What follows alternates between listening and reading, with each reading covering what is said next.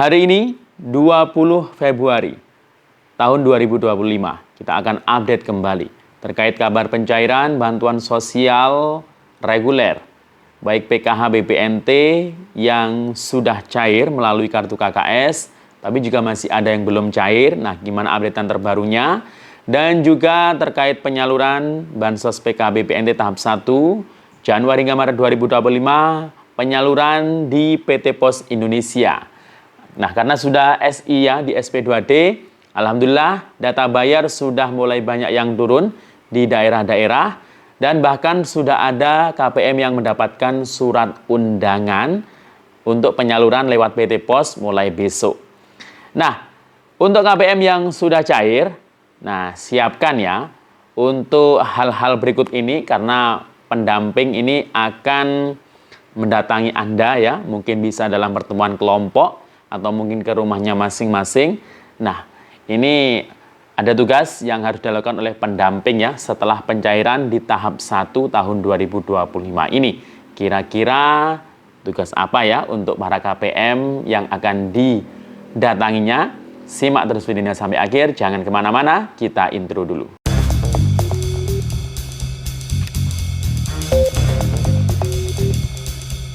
Assalamualaikum warahmatullahi wabarakatuh. Salam sejahtera, shalom, om swastiastu, namo buddhaya, salam kebajikan. Sobat YouTube, kembali lagi di channel saya, Sukron Channel. Apa kabar semuanya? Semoga semua dalam keadaan sehat dan dimudahkan rezekinya. Amin. Nah, pada video kali ini kita masih membahas soal bantuan sosial. Baik bansos reguler maupun mungkin nanti kalau kita sempat membahas juga membahas bansos non-reguler. Nah, untuk bansos reguler, yakni PKH dan BPNT, kita akan update kembali ya di hari ini tanggal 20 Februari tahun 2025. Baik yang melalui kartu KKS karena sudah cair ya beberapa hari yang lalu, dan ini masih bertahap karena masih ada KPM yang belum cair bantuannya. Kira-kira kenapa ini nanti akan kita bahas ya. Dan juga untuk persiapan penyaluran PKH BPNT tahap 1 Januari hingga Maret 2025 yang penyalurannya melalui PT Pos Indonesia. Nah, ini karena sudah SI di SP2D, alhamdulillah data bayar dari pos sudah turun ya. Jadi daftar nama-nama KPM sudah bisa diketahui yang cair dan yang tidak. Kemudian juga ada daerah yang sudah mulai melakukan penyaluran mulai besok karena sudah dapat surat undangan ya. Dan untuk KPM yang sudah cair bantuannya tahap 1 ini, nah siap-siap ya, ini akan didatangi pendamping, mungkin dalam pertemuan kelompok atau mungkin ke rumahnya masing-masing ya. Intinya nanti akan difoto KPM tersebut. Nah, ini untuk apa nanti kira-kira? Nah, sebelum kita lanjut, silakan yang baru bergabung di-subscribe dulu channel ini dan ditekan tombol loncengnya agar sobat YouTube semua mendapatkan pemberitahuan video terbaru dari Sukron Channel. Dan jangan lupa di-share di berbagai media sosial dan di-like apabila sobat YouTube suka dengan video ini. Oke sobat YouTube, kita lanjutkan pembahasan pada video kita kali ini. Nah, gimana untuk pencairan Bansos PKH maupun BPNT bagi yang biasanya cair melalui kartu KKS ya, apakah di KKS Anda sudah pada terisi nih saldo bantuan baik PKH maupun BPNT-nya? Nah, pasti sudah ada yang terisi kedua-duanya ya, baik PKH maupun BPNT. Tapi mungkin masih ada juga KPM yang baru terisi hanya salah satu bansos regulernya, mungkin PKH-nya saja ya. Dan bahkan mungkin ada KPM yang belum terisi saldo kedua-duanya, baik PKH maupun BPNT untuk tahap 1 tahun 2025 ini. Nah, ini wajar karena memang penyaluran ini kan bertahap, tidak serentak. Beda bank juga beda waktu ya, dan juga beda jenis bansos. PKH dan BPNT ini walaupun sama-sama dari Kementerian Sosial, tapi ini kan jenis bansos yang berbeda ya. Kalau untuk bantuan PKH ini kan bantuan yang bersyarat ya. Nah, ini sudah ada sejak tahun 2007 kalau untuk bantuan PKH. Sedangkan bantuan sembako atau mungkin dulu dikenal BPNT ini bantuan untuk dibelanjakan wajibnya itu untuk sembako ya. baik untuk karbohidratnya seperti beras, protein seperti telur atau daging, kemudian sayur-sayuran dan buah-buahan. Ya. Nah, jadi bagi yang sudah mendapatkan bantuan atau yang sudah cair, silahkan manfaatkan dan belanjakan bantuannya. Kalau BPNT berarti untuk belanja sembakonya, ya, untuk kebutuhan pokok atau pangannya. Kalau PKH berarti ya untuk keperluan komponen yang ada di dalam keluarganya. Misal sekolah ya untuk keperluan anak sekolahnya. Jadi jangan sampai disalahgunakan ya. Nah, Sobat YouTube semuanya, bahwasanya di kartu KKS memang pencairannya lebih dulu ya. Walaupun periode salurnya ini sama dengan yang lewat pos, sama-sama 3 bulan.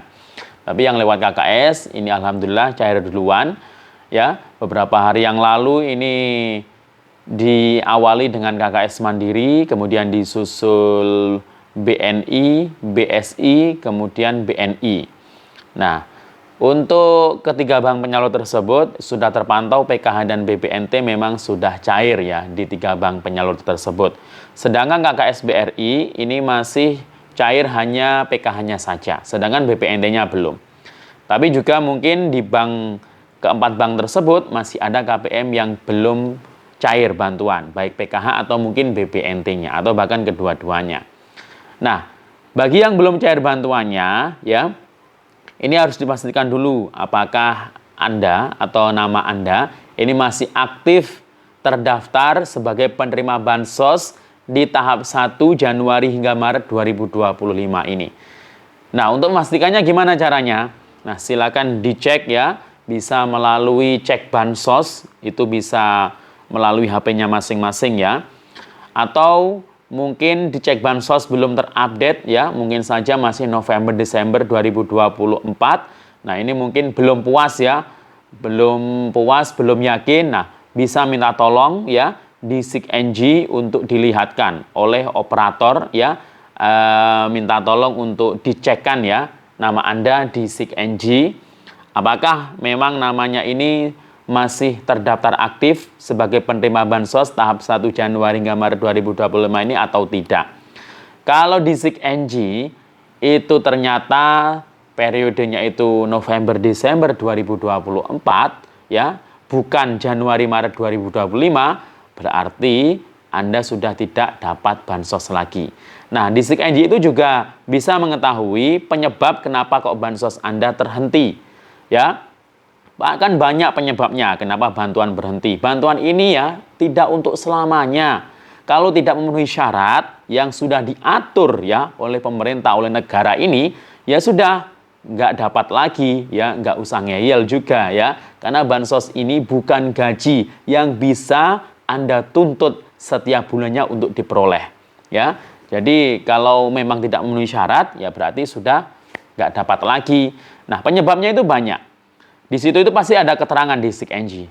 Misal, ada keluarga atau anggota keluarga yang penerima upah di atas UMR atau upah minimum kabupaten kota atau regional.